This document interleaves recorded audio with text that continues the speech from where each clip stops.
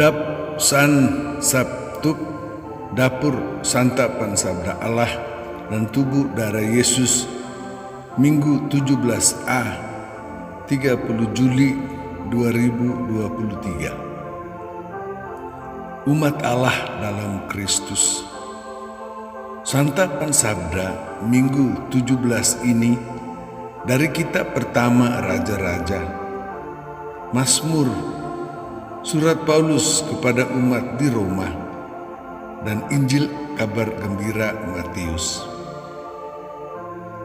Apa yang Allah katakan dalam kitab Raja-Raja? Salomo ingat Daud bapanya yang adalah raja yang paling terkenal, dan Musa sebagai pemimpin yang paling besar membawa umat Israel keluar dari Mesir. Allah memberikan 10 hukum Taurat kepada Musa untuk dilanjutkan kepada umat Israel.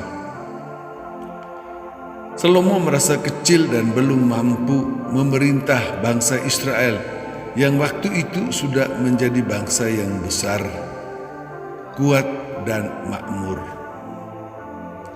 Allah menyuruh Salomo untuk meminta sesuatu.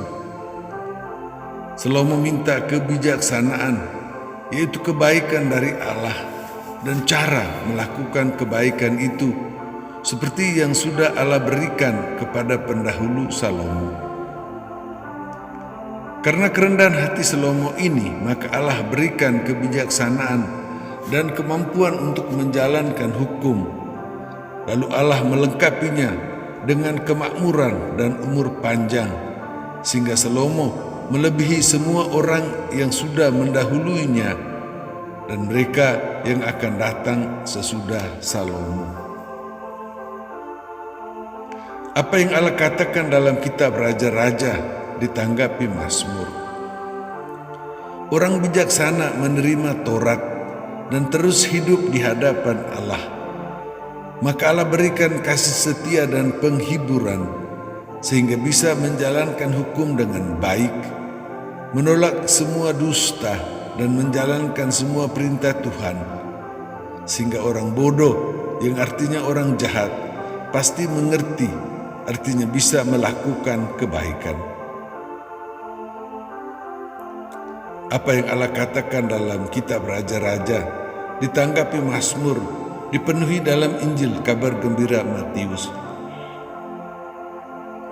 Yesus memberikan 3 perumpamaan bahasa Ibrani, misal, yaitu contoh dalam hidup setiap hari. Kerajaan Allah yaitu Allah yang memerintah dan mengatur hidup manusia dan semesta alam itu sesuatu yang sangat berharga, seperti harta terpendam yang disembunyikan orang supaya jangan dicuri. Tetapi orangnya meninggal dan tidak diketahui siapa yang punya. Maka orang yang membeli tanah itu pasti memiliki harta yang banyak itu.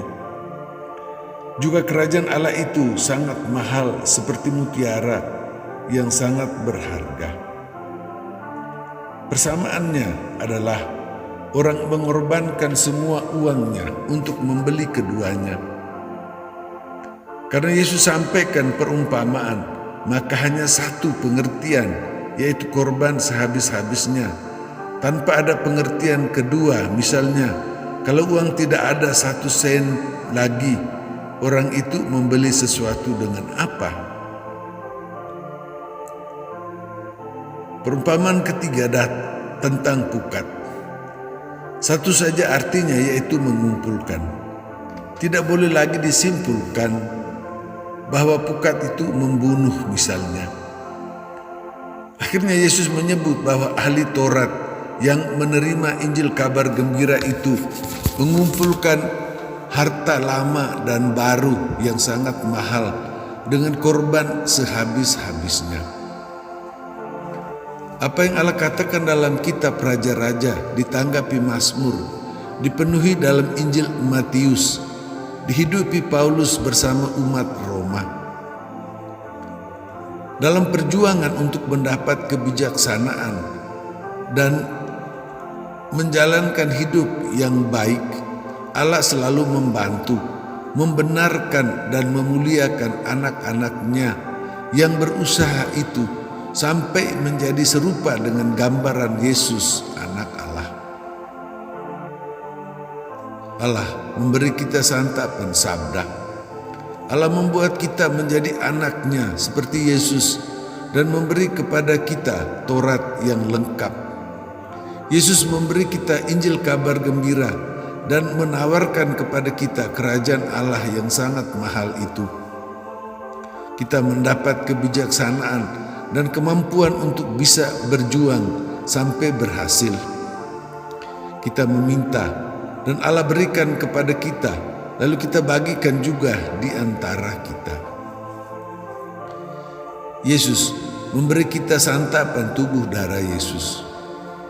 Allah membekali kita dengan kebijaksanaan, pengertian akan hukum, dan Yesus menawarkan kita kerajaan Allah yang sangat berharga, yang hendaknya terus kita perjuangkan. Allah memberi kekuatan dan Yesus memberi diri untuk kita, supaya kita semua dihantar masuk ke dalam kerajaan Allah yang sangat berharga itu, seperti kita masuk ke dalam pukat untuk hidup bahagia penuh keselamatan di dalam Allah. Umat Allah dalam Kristus, demikian.